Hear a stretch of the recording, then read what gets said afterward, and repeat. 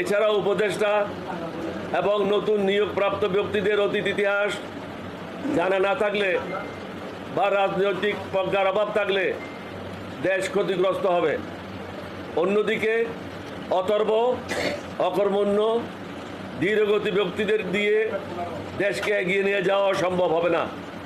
ছাত্র জনতার রক্ত বিতে যাবে।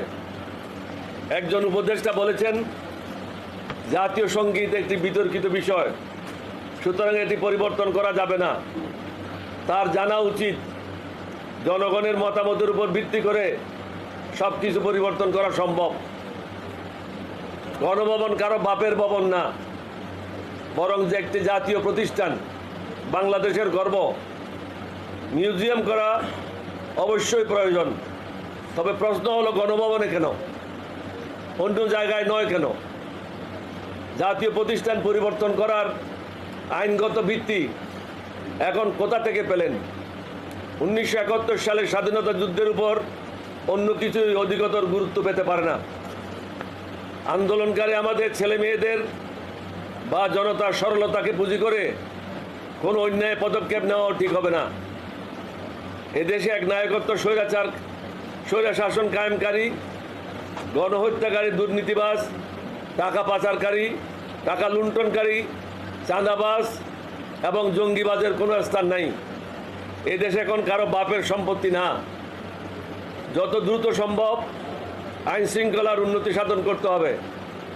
আমরা জানি বর্তমান প্রেক্ষাপটে এটা খুবই কঠিন কাজ, তবে পুলিশ প্রশাসনকে দ্রুত কার্যকর করতে হবে। তা না হলে গণহত্যাকারীরা মাথাচাড়া দিয়ে উঠতে পারে।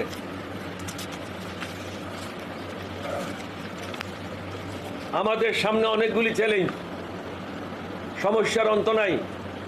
এই চ্যালেঞ্জগুলি দৃঢ়তার সাথে মোকাবেলা করে জনগণকে স্বস্তি দিতে হবে। তা না হলে আমাদেরকে আরও কঠিন মূল্য দিতে হতে পারে। নিত্যপণ্যের মূল্য সাধারণ মানুষের ক্রয় ক্ষমতার মধ্যে নিয়ে আসতে হবে। অসংখ্য আহত ছাত্র জনতা হাসপাতালের বেডে কাতরাচ্ছে। এরই মধ্যে বন্যায় কয়েকটি জেলা ব্যাপকভাবে ক্ষতিগ্রস্ত হয়েছে। এছাড়াও বারবার মাটির দেশ হিসেবে আমরা উজনের দেশের বৈরিতার শিকার হচ্ছি। শেখ হাসিনার এজেন্ডা বাস্তবায়নকারী ও লোটা বহনকারী অনেক ব্যক্তি এখনো প্রশাসনে গাফটি মেরে বসে আছে।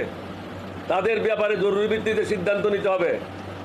1 মাস অতিক্রম হয়েছে, এখনো পর্যন্ত এই সরকারের নড়াচড়া নাই।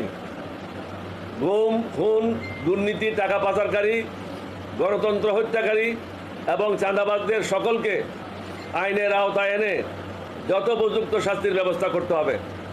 চাঁদা ব্যাপক হারে সমগ্র বাংলাদেশে বিস্তার